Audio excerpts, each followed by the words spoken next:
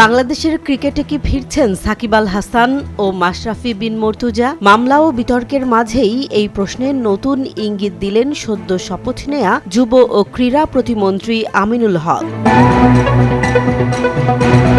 প্রতিমন্ত্রী হিসেবে শপথ নেয়ার দিন সন্ধ্যায় মিরপুরে সাংবাদিকদের মুখোমুখি হন আমিনুল হক। ক্রীড়াঙ্গনের নানা প্রসঙ্গের সঙ্গে উঠে আসে ক্রিকেট এবং আলোচনার কেন্দ্রে চলে আসেন সাকিব ও মাশরাফি। 2024 সালের 5 আগস্টের অভ্যুত্থানের পর দেশের বাইরে রয়েছেন জাতীয় দলের তারকা অলরাউন্ডার সাকিব আল হাসান।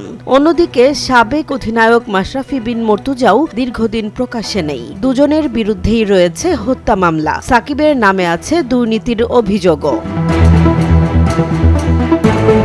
এই প্রেক্ষাপটে আমিনুল হক বলেন, মামলাগুলোর দ্রুত সমাধানের মাধ্যমে তিনি চান সাকিব ও মাশরাফি আবার দেশের ক্রিকেটে ফিরুক। তার ভাষায় বিষয়টি সরকার নমনীয় ও সহনশীলভাবে বিবেচনা করবে। প্রতিমন্ত্রী আরও জানান, মামলাগুলো রাষ্ট্রীয় সিদ্ধান্তের মাধ্যমে নিষ্পত্তি হলে সাকিবের দেশে ফেরার পথ খুলতে পারে। এরই মধ্যে বাংলাদেশ ক্রিকেট বোর্ড থেকেও সাকিবকে ফেরাতে উদ্যোগের ইঙ্গিত পাওয়া যাচ্ছে। একই সঙ্গে বিসিবির নির্বাচন নিয়ে নিজের আগের সমালোচনাও স্মরণ করিয়ে দেন আমিনুল হক। তবে দায়িত্বশীল অবস্থান থেকে তিনি চান আন্তর্জাতিক ক্রিকেট কাউন্সিলের নিয়ম মেনেই আলোচনার মাধ্যমে এগোতে।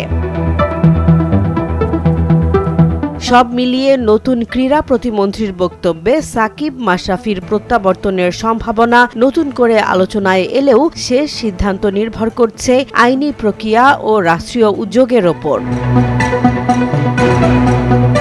জেসমিন জাহান, নিউজ ডেস্ক, জনবাণী।